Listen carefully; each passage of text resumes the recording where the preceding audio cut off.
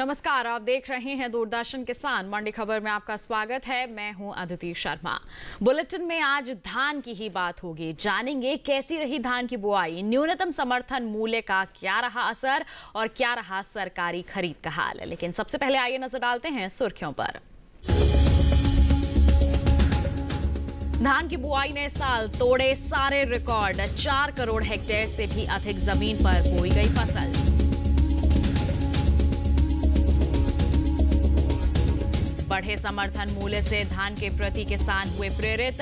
53 रुपए ज्यादा मिलेगा इस बार भाव।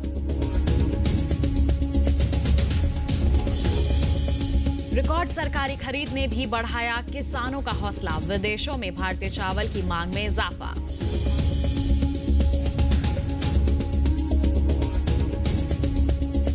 बुलेटिन के पहले हिस्से में हम जानेंगे धान रिकॉर्ड बुआई के बारे में और इस बुआई पर एमएसपी का क्या रहा असर। पहले बात कर लेते हैं रकबे की। बता दें आपको कि देश के धान किसानों के लिए ये साल शानदार होने वाला है। किसानों ने इस बार जमकर धान बोई है। जाहिर है इससे उत्पादन में भी भारी बढ़ोतरी हो सकती है। आइए इस पर विस्तृत जानकारी के लिए दिखा देते हैं आपको ये खास रिपोर्ट।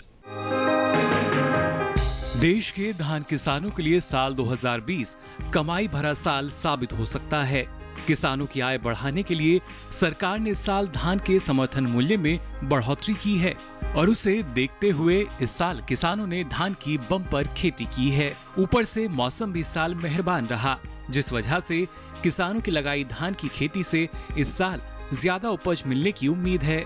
खरीफ धान की खेती की बात करें तो इस साल रिकॉर्ड टूटा है। केंद्रीय कृषि मंत्रालय के अनुसार 18 सितंबर तक देश भर में खरीफ धान का कुल रकबा 406.97 लाख हेक्टेयर दर्ज किया गया है। पिछले साल इस दौरान 378.71 लाख हेक्टेयर क्षेत्र में फसल लगी थी।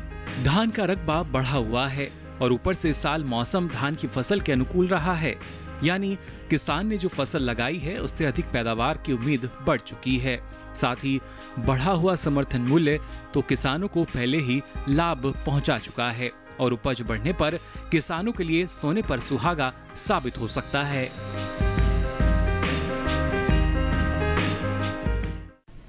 तो जान लिया आपने कि इस बार इसके उत्पादन में बढ़ोतरी की संभावनाएं बनी हुई हैं। आइए इसी के साथ बढ़ते हैं। अगर आपको बता देते हैं कि सरकार ने इस साल धान के समर्थन मूल्य में अच्छी खासी बढ़ोतरी की है और यही वजह है कि किसान धान की खेती की तरफ ज्यादा आकर्षित भी हुए हैं।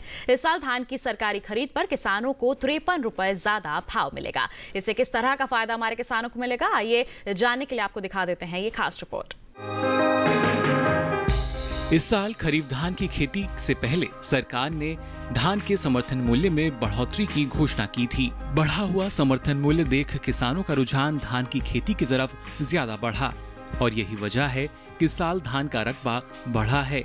समर्थन मूल्य की बात करें तो खरीफ मार्केटिंग वर्ष 2020 और 21 के लिए सरकार ने धान के समर्थन मूल्य में 53 रुपए प्रति क्विंटल की बढ़ोतरी की है।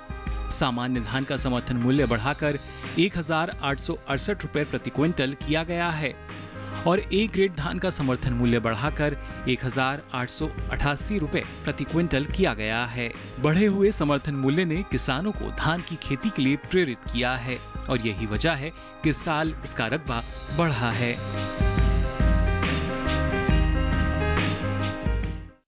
तो जान लिया आपने कि एमएसपी में बढ़ोतरी करके हमारे किसानों को किस तरह से फायदे पहुंचाने के लिए कदम उठाए जा रहे हैं सरकार द्वारा। इस पर और विस्तृत जानकारी के लिए सीधे रुक कर लेते हैं बाजार के जानकार शिव श्रीवास्तव का, जो इस वक्त हमारे साथ फोन लाइन पर जुड़ गए हैं। शिव जी, मंडी खबर में आपका बहुत बहुत स्वागत है। जानना चाहेंगे आपसे, धान ने इस साल जो है सारे रिकॉर्ड तोड़ दिए हैं। भाव पर आगे आने वाले समय में इसका किस तरह का असर पड़ सकता है?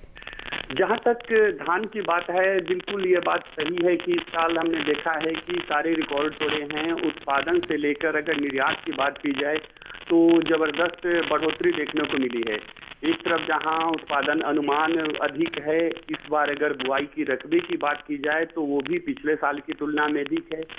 और अगर निर्यात की बात की जाए तो निर्यात में भी हमने देखा है कि चावल ने पिछले दिनों की तुलना में काफ़ी अच्छे निर्यात की डिमांड निकल कर आई है। बासमती हो या गैर बासमती हो, हमने देखा है कि चावल की निर्यात मांग में भी बढ़ोतरी देखने को मिली है।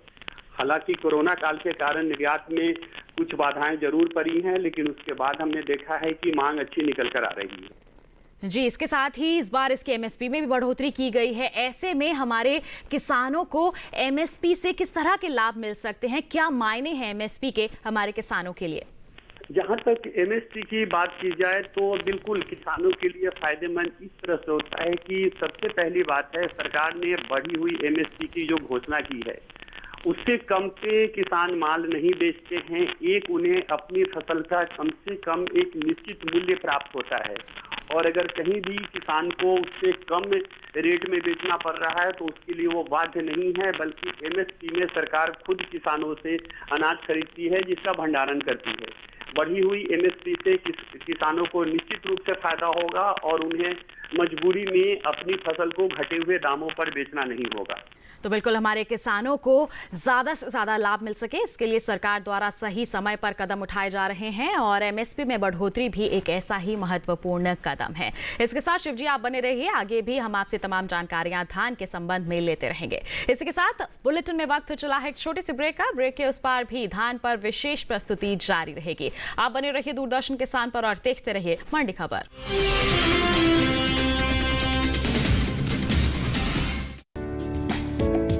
ये कामयाबी है अन्नदाता की, ये कहानी है खेत और खलिहानों की।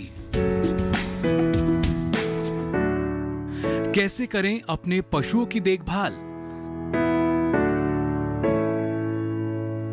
जानिए गांव-गांव के किसानों का हाल। देखिए गांव किसान सोमवार से शुक्रवार दोपहर 12 बजे सिर्फ डीडी किसान पर।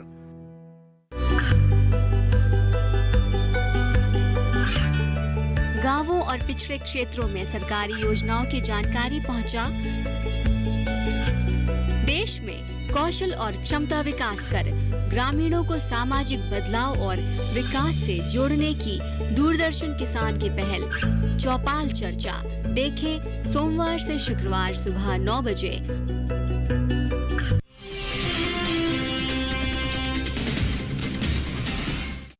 ब्रेक के बाद आपका दूरदर्शन किसान पर फिर से स्वागत है। आज हम धान के अलग अलग पहलुओं पर बात कर रहे हैं। आइए इसी के साथ बुलेटिन को बढ़ाते हैं आगे। और ऐसा नहीं है कि सिर्फ समर्थन मूल्य बढ़ाने भर से किसानों ने धान की खेती बढ़ाई है।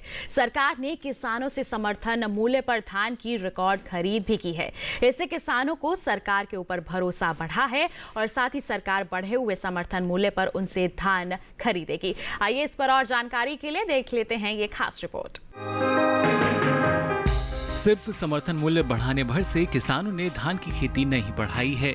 अगर किसानों से समर्थन मूल्य पर कोई फसल खरीदे ही नहीं तो समर्थन मूल्य किस काम का। लेकिन मौजूदा सरकार ने पिछले कुछ सालों से धान किसानों से भारी मात्रा में समर्थन मूल्य पर धान खरीदा है। समर्थन मूल्य पर सरकार की खरीद बढ़ने से किसानों को भरोसा हो गया है कि सरकार उनकी उपज खरीद लेगी। यही वजह है कि इस साल किसानों से धान की खरीद बढ़ा दी है। धान की सरकारी खरीद की बात करें तो इस महीने खत्म होने वाले खरीफ मार्केटिंग सीजन 2020 और 21 के दौरान देश भर के किसानों से 763.19 लाख टन धान खरीदा गया है। देश में कभी भी एक साल में किसानों से समर्थन मूल्य पर इतना धान नहीं खरीदा गया। पिछले मार्केटिंग सीजन 2019 और 20 के दौरान किसानों से 660.10 लाख टन धान की खरीद हुई थी। सरकार हर साल किसानों से धान की खरीद बढ़ा रही है और उम्मीद है कि इस साल भी किसानों से भारी मात्रा में धान खरीदा जाएगा।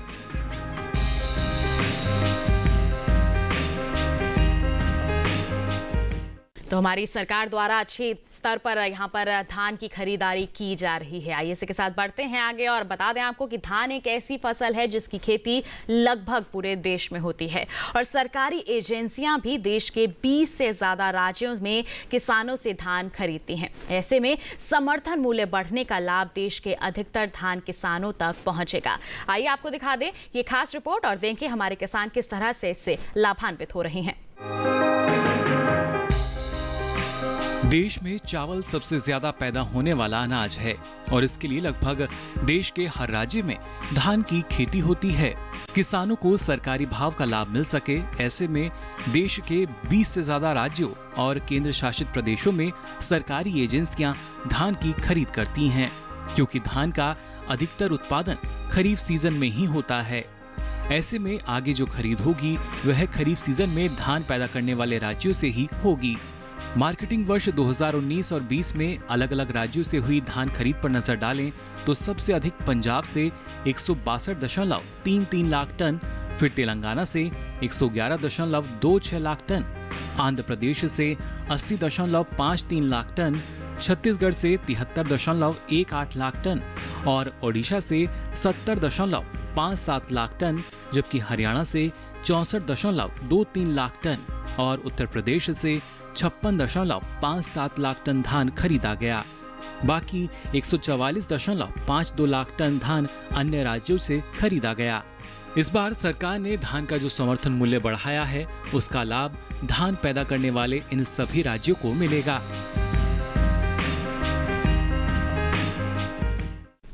तो अभी आपने देख ली एक खास रिपोर्ट। एक बार फिर रुक कर लेते हैं कमोडिटी एक्सपर्ट का, जो लगातार हमारे साथ फोन लाइन पर बने हुए हैं। शिव जी, उत्पादन बढ़ा तो सरकार ने भी जमकर खरीदारी की है। ऐसे में आपसे जानना चाहेंगे कि खरीदी हुई जो फसल है उसका सरकार आखिर करती क्या है? जहाँ तक सरकारी खरीद की बात है, बिल्कुल उत्पादन हमने देखा है इस साल बहुत ही बेहतर हुआ है। और अगर सरकारी खरीद की बात की जाए तो सरकार जो भी फसल खरीदती है उसको सबसे पहले अपने सुरक्षित गोदामों में उसको जमा करती है। एफसीआई के गोडाउन है और कृषि विपणन वगैरह के भी काफी पूरे देश भर में गोदाम है, वहां पर उन्हें अच्छी तरह भंडारण किया जाता है। और जब भी देश में किसी तरह की या तो खुदरा बिक्री हो, सरकारी बिक्री हो या निर्यात मांग हो, जब आवश्यकता पड़ती है तो सरकार उसी हुई रखे हुए गोदाम में से निकाल के वो बाजार में वितरण के लिए देती है या फिर वो व्यापारियों के हाथ वो बेचती है। जी बिल्कुल। साथ ही आपसे जानना चाहेंगे कि एमएसपी और सरकारी खरीद का तो मकसद है कि किसानों को कम भाव होने पर आर्थिक सहयोग मिल सके। साथ ही क्या इस एमएसपी का खुले बाजार में भी जो भाव चल रहे हैं उस पर कोई असर पड़ सकता है? जी, जहाँ तक एमएसपी की बात की जाए, सरकार अगर अधिक मूल्य पे किसानों से अनाज खरीद रही है, बढ़ी हुई एमएसपी पे अगर सरकार अनाज खरीद रही है तो निश्चित रूप से इसका प्रभाव खुदरा बिक्री पर भी पड़ता है, क्योंकि खुदरा बिक्री भी हम देखते हैं कि वहाँ एक भाव में मजबूती निकल कर आती है। इसलिए किसानों को बाध्य नहीं होना पड़ता कि अपनी अच्छी फसल को वो औने पौने दाम में बेचे। एमएसपी बढ़ने से किसानों को एक सहारा मिलता है और बढ़ी हुई एमएसपी निश्चित रूप से किसानों की आय को बढ़ाता है और उन्हें आने वाले में अपने जीवन की और भी बहुत सारी योजनाओं को प्लानिंग करने में मदद मिलती है। जी बिल्कुल शिव जी, आप बने रहिए हमारे साथ। आगे भी ऐसी तमाम जानकारियां हम आपसे बुलेटिन के दौरान हासिल करते रहेंगे। इसी के साथ बुलेटिन में वक्त हो चला है एक और छोटे से ब्रेक का। आप बने रहिए दूरदर्शन किसान पर और देखते रहिए मंडी खबर।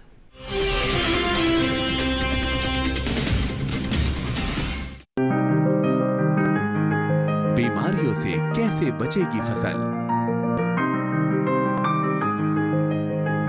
मवेशियों की मुश्किलों का क्या है हल?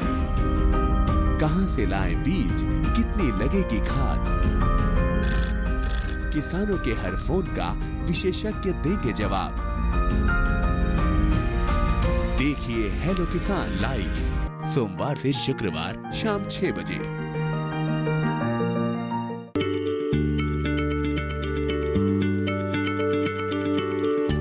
क्या आप किसी बीमारी से परेशान हैं? चाहते हैं डॉक्टर की सलाह? तो हम हैं आपके साथ, बताएंगे आपको जीने की राह। समस्याएं आपकी, समाधान देश के मशहूर विशेषज्ञों के। घर बैठे बात करें देश के जाने माने डॉक्टरों से। हमारे लाइव प्रोग्राम स्वस्थ किसान में हर शनिवार शाम 6 बजे से 7 बजे तक।